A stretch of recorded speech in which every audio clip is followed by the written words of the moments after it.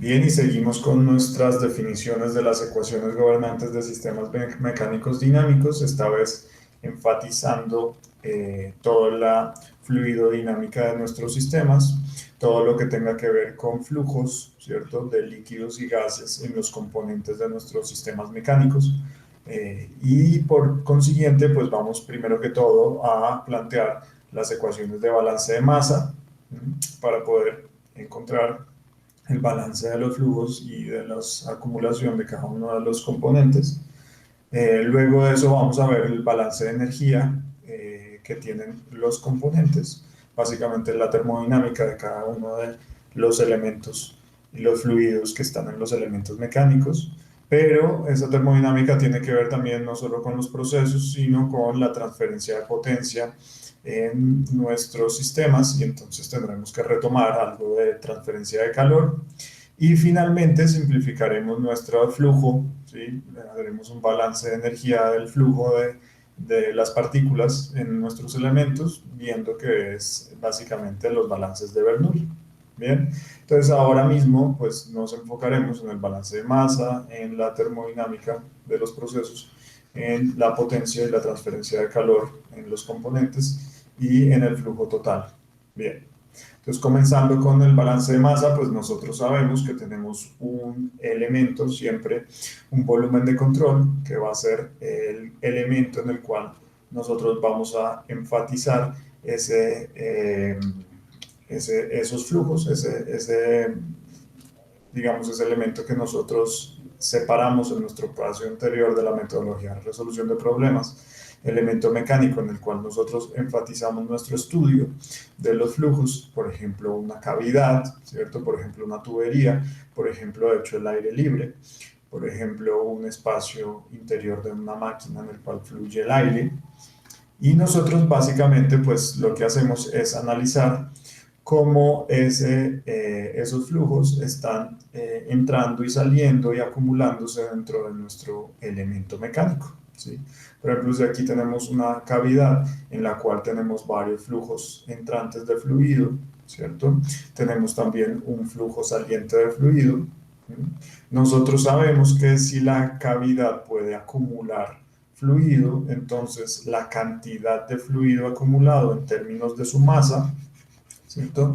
El cambio en la masa acumulada del fluido en el tiempo tendrá que ser la diferencia entre los flujos de entrada, todos esos flujos que nosotros tengamos de entrada, menos los flujos que estén saliendo, o la sumatoria de todos esos flujos que estén saliendo. Entonces, todo lo que entra menos lo que sale, pues será lo que acumulemos. En los sistemas, en los elementos en los cuales no podamos acumular masa, por ejemplo, en las tuberías, ¿cierto? Entonces sabremos que ese lado de la acumulación, ese término de acumulación es cero, y básicamente lo que nosotros tenemos es que todos los flujos que entran tienen que ser iguales a lo que sale. Bien, pero ¿qué son los flujos? Entonces, nuestra noción de los flujos básicamente es la noción de los caudales.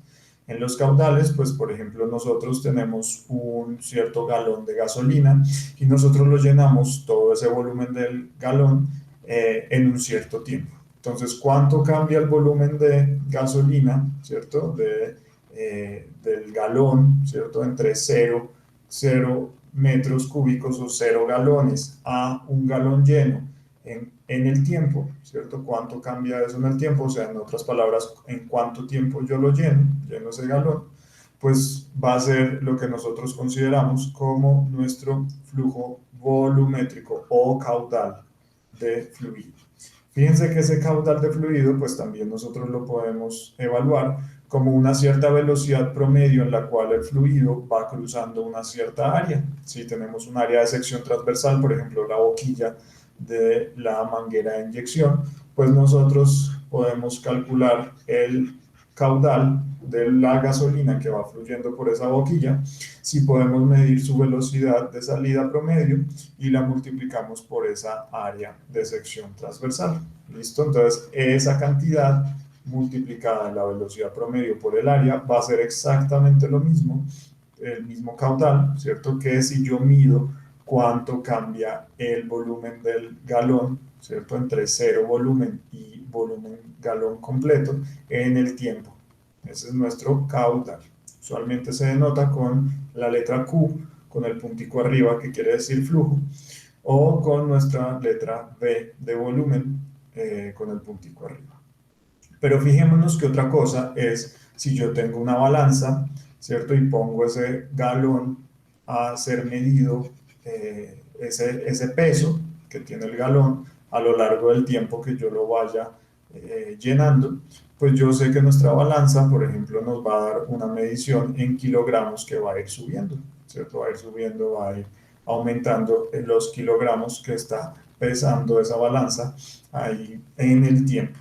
Entonces, ese peso, pues tiene que ver con el fluido, ¿cierto? No es lo mismo, no va a pesar lo mismo si yo estaré llenando ese galón de gasolina que si lo estaré llenando de agua, ¿cierto? Entonces, nuestra cantidad de masa viene dada, viene relacionada con el volumen a través de la densidad de nuestro fluido, ¿cierto? Entonces, básicamente la densidad es la masa que nosotros estemos midiendo con la balanza dividido el volumen que está ocupando ese fluido en esa galón, nos va a dar esa densidad. Y fíjense que esa densidad, pues yo la puedo pasar, que la masa es igual a la densidad por el volumen, ¿cierto? Masa es igual a la densidad por volumen, tal que nos da nuestra relación, ahora sí, de flujo másico. Entonces, nuestro flujo másico, nosotros lo calculamos como el flujo volumétrico por la densidad de nuestro fluido, ¿cierto? En otras palabras, pues también nosotros podemos decir que la densidad es la relación entre el flujo másico sobre el flujo volumétrico. Fíjense que yo puedo llenar nuestro galón, nuestra canica pues de dos fluidos distintos. Puedo llenarla de agua o puedo llenarla de gasolina, ¿cierto? Los puedo llenar a la misma, durante el mismo tiempo, pero la balanza nos va a indicar valores distintos de peso, ¿cierto? O de masa, respecto de la gasolina que del agua. ¿Sí? Nos va a decir que el agua va a pesar muchísimo más que la gasolina al final cuando yo tenga este galón lleno, puesto que la densidad del agua es muchísimo mayor que la densidad de la gasolina. ¿Listo? Entonces, esa velocidad con la cual yo lleno de masa nuestra botella es nuestro flujo másico. Y fíjense que todo esto yo comencé a decirlo en términos de flujo másico. ¿Sí? Todos los flujos másicos que yo ingreso en un sistema tienen que balancearse efectivamente respecto a la acumulación de masa que yo pueda tener en el sistema, ¿sí? Y tienen que balancearse respecto de las entradas y las salidas. Bien, entonces, ¿qué pasa con los líquidos? Que son usualmente los que nosotros vamos a implementar en nuestros modelos. Lo que pasa con los líquidos es que la densidad siempre es constante, ¿sí? Y si la densidad de los líquidos no varía, pues todo esto lo podemos nosotros simplificar diciendo que básicamente lo que nos importa son las variaciones en los volúmenes. Y entonces nuestros balances de masa ahora van a ser simplemente balances de volumen. Todos los volúmenes o los flujos volumétricos o los caudales que entran menos los caudales de líquido que salen, van a ser exactamente la acumulación que nosotros podamos tener de líquido en nuestro sistema, el cambio del volumen de líquido contenido en nuestro sistema en el tiempo. Bien, esto va a funcionar únicamente para líquidos, por ejemplo, contenidos en tanques.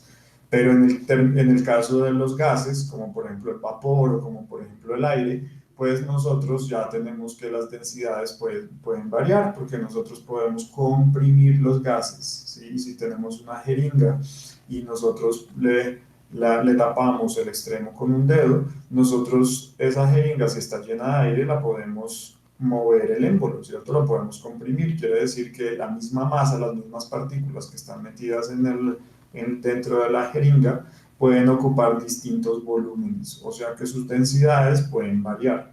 Pero en cambio no podemos hacer eso mismo con el líquido. Si le llenamos esa jeringa de agua y le tapamos un extremo, por más fuerza que nosotros tengamos, no podemos mover ni un milímetro el émbolo de la jeringa. Eso quiere decir que sus densidades, la densidad del líquido siempre va a ser constante, su volumen nunca va a poder cambiar y su masa siempre va a contener ese volumen. Bien, entonces una vez hayamos balanceado nuestros flujos de masa, pues nosotros también tenemos que balancear la cantidad de energía que tiene ese fluido en su paso por ese elemento mecánico que estaremos analizando nosotros. Y entonces, muy similar a lo que acabamos de decir, nosotros sabemos que la cantidad de energía que puede acumular el fluido en su paso por ese elemento tendrá que ser la diferencia entre los flujos de energía que entren, ¿cierto? A través de los flujos másicos. Los flujos másicos cargan consigo una cierta energía, por ejemplo, energía térmica a través de la temperatura, ¿cierto? Menos los flujos de salida, que similarmente pues serán flujos cargados por flujos másicos de salida. Y todo esto también tiene que considerar la cantidad de potencia que nosotros le suministremos al fluido en su paso por ese elemento, ¿cierto? Entonces esa potencia, pues más adelante la vamos a describir a profundidad, pero bueno, lo que quería aquí contarles es que la acumulación de energía que puede tener el fluido, pues tiene que ser relativa a esas entradas, a esas salidas de energía, y esas salidas pues tienen que ver solamente con pues, los flujos másicos, esas entradas también con los flujos másicos, pero esas entradas y salidas también tienen que ver con las potencias que nosotros podamos suministrar o quitarle a nuestro sistema. Aquí puede ser un más o un menos. Bien. ¿Qué pasa con nuestros fluidos? Y tras hacer muchas simplificaciones, nosotros podemos básicamente decir que esos fluidos en movimiento contienen una energía que viene representada por la masa, ¿cierto? Y la entalpía de cada uno de ellos, ¿sí? Entonces, la energía que contiene ese sistema, ese fluido en el sistema, puede ser representada como la masa total de fluido por la energía que tenga ese fluido, esa masa de fluido. Esa energía es la entalpía. Y esa entalpía nosotros la podemos representar como el calor específico a presión constante de nuestro fluido por su temperatura.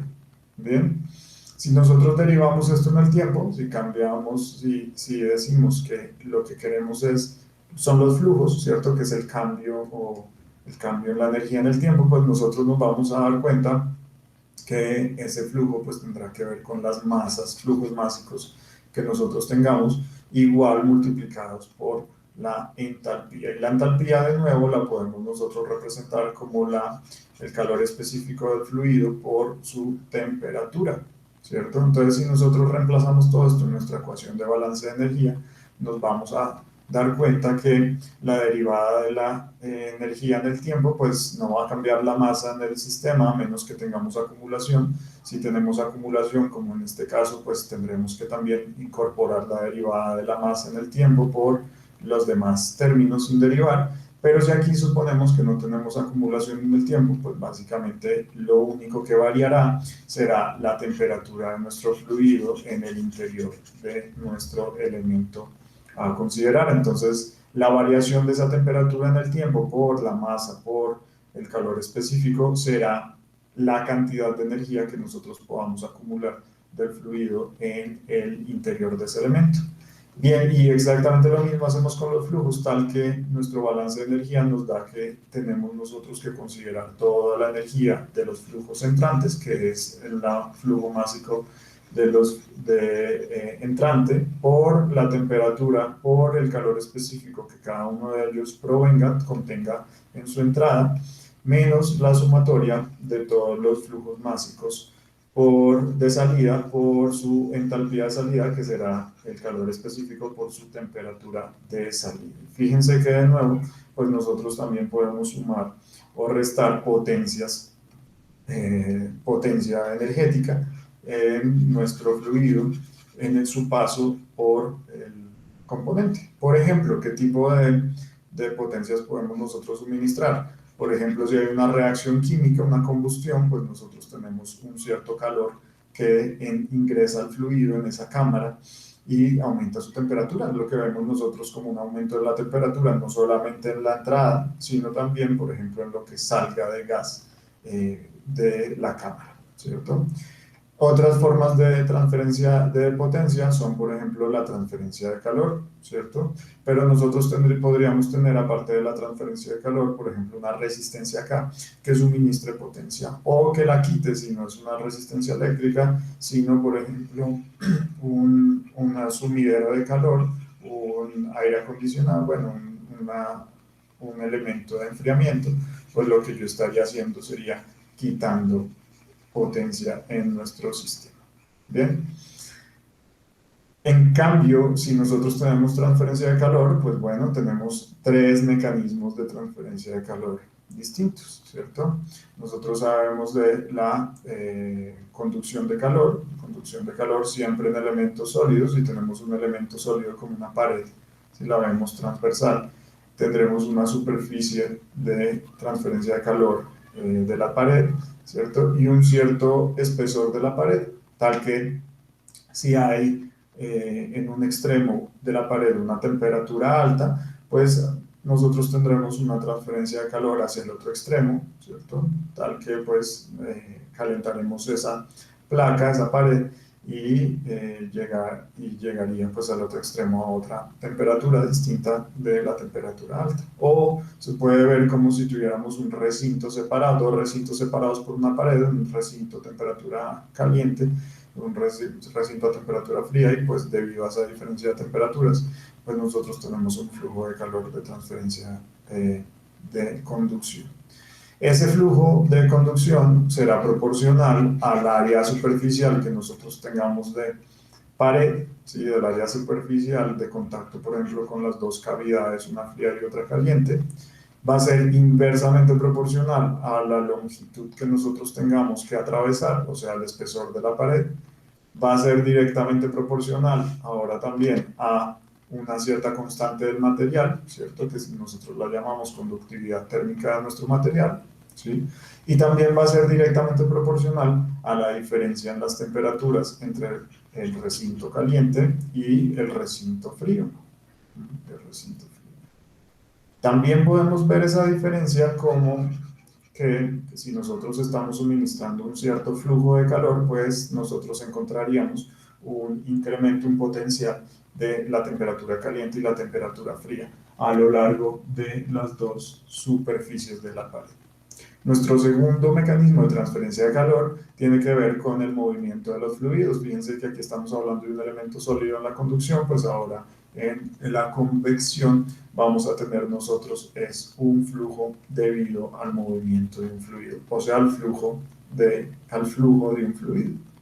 Bien, entonces nosotros podemos tener aquí un flujo de fluido a temperatura baja y una pared que esté caliente, ¿cierto? A temperatura alta. Entonces tendremos una transferencia de potencia, una transferencia de calor por convección entre la pared caliente y el fluido a temperatura baja. ¿Cómo?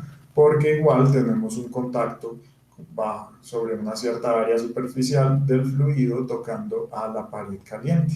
Entonces esa potencia, ese flujo de calor, va a ser proporcional a esa área de contacto que nosotros tengamos entre la pared y el fluido, ¿cierto? Y va a ser también proporcional a la diferencia entre la temperatura caliente, que puede ser de la pared, en este caso es de la pared, y la del fluido, pero también en otro caso puede ser que el fluido venga caliente y pueda calentar nuestra pared fría, ¿cierto?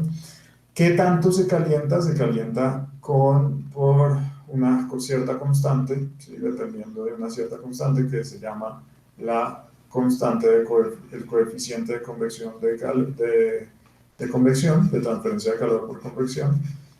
Puede ser constante en el tiempo o no, puede ser variable, ¿sí? Si varía nuestra condición del flujo, pues efectivamente ese coeficiente va a variar, ¿sí?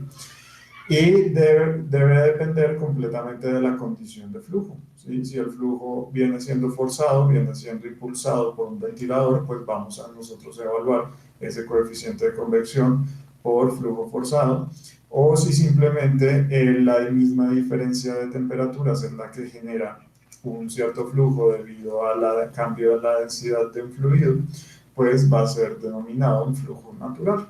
Bien, en todo caso, este coeficiente de convección está referenciado típicamente en la literatura usando expresiones empíricas de números adimensionales como el número de Reynolds, el número de Nusselt, el número de Grashof, etcétera, etcétera. Y todos esos números, al final de cuentas, se han construido relaciones que me permiten calcular ese coeficiente de convección en las distintas configuraciones de flujo que yo pueda tener en la práctica. Bien. Nuestro último mecanismo de transferencia de calor es el mecanismo por radiación, en la cual yo tengo un cuerpo o una pared a una cierta temperatura, digamos más alta que el resto de la habitación, ¿cierto? Y por eso mismo, pues, existe una transferencia de calor, una potencia emitida, básicamente por tener una temperatura distinta a las demás, básicamente por nuestra física de radiación de cuerpo negro. Entonces, ese tipo de expresión de cuánta potencia yo puedo perder o emitir debido a nuestra temperatura como tal de radiación, fíjense que está determinada por la temperatura a la 4, tal que si yo tengo una temperatura alta en nuestra pared o en nuestro cuerpo, esta temperatura a la 4 pues va a hacer que emita una cantidad enorme de radiación. A bajas temperaturas pues no hay tanta potencia emitida de radiación, pero a altas temperaturas ya comienza a ser significativo esta cantidad de transferencia de calor respecto de la conducción o la convección. ¿Y qué tantos, cómo se puede calcular? Bueno, igualmente por el área superficial de emisión de esa radiación, por una cierta constante de nuestro material, que es la constante de emisividad, ¿cierto? De nuestro material, que es propia de cada uno de los materiales, y por una constante que se llama la constante de Stefan-Boltzmann, ¿cierto? Que viene dada como una constante universal, así como la ley de los gases. No va a variar, siempre va a ser este valor. Lo que va a variar es la capacidad de mi material por esa emisividad de radiar o no radiar. ¿Listo? Entonces estos tres mecanismos me generan un proceso de transferencia de calor, por ejemplo, de entrada o de pérdidas de energía en el fluido de nuestro sistema. Y finalmente, muchas de las simplificaciones que se hacen respecto de la ecuación de balance de energía en el flujo de un fluido convergen en el análisis de Bernoulli. Entonces, en el análisis de Bernoulli, nosotros tenemos una cierta suposición en la cual una partícula de fluido va fluyendo a lo largo de una cierta línea de corriente, ¿sí? Y nosotros decimos que en esa línea de corriente, esa partícula de fluido pues puede estar en distintas posiciones, ¿cierto? Primero va a estar, por ejemplo, aquí en la posición A en el primer instante de tiempo, luego en el transcurso de su flujo va a estar en la posición B y finalmente, por ejemplo, vamos a obtener esa descripción en la posición C. ¿Qué me va a decir el balance de Bernoulli? Me va a decir que así como en una montaña rusa yo tengo el carrito moviéndose o estándose quieto, ¿cierto? Pero que el balance a lo largo de energía, a lo largo de su movimiento del carrito, siempre va a conservar la energía, ¿cierto? Entonces yo puedo tener la energía en tres tipos tres tipos distintos de energía. La energía de presión, ¿sí?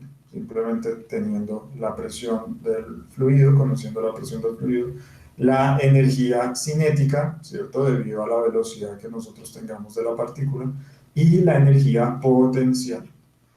Bien, entonces en términos de partículas, no de fluido, pero sí de, por ejemplo, los vagones de la montaña rusa, nosotros teníamos solo o energía cinética o energía potencial. Ahora nosotros en términos de nuestras partículas de fluido tenemos también la energía asociada a la presión.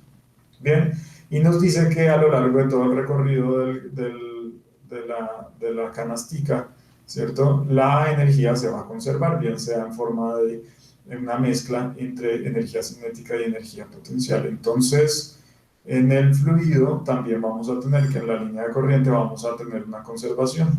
En todos los puntos se me van a conservar estos tipos de energía, la de la presión, la de la cinética y la de la energía potencial, y tal que la energía siempre va a ser constante a menos que yo tenga pérdidas por fricción en mi tubería.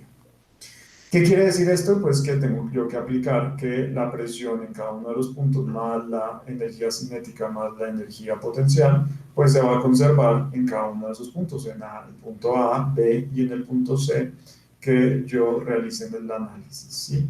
Y esto quiere decir que la energía en A pues va a ser igual a la energía de C, o va a ser la de B, va a ser igual a la de C, o la de B igual a la de A. En todos esos puntos pues yo puedo equilibrar esa energía sin importarme, solo tengo que ver que sea en la línea de corriente por la cual va fluyendo la partícula.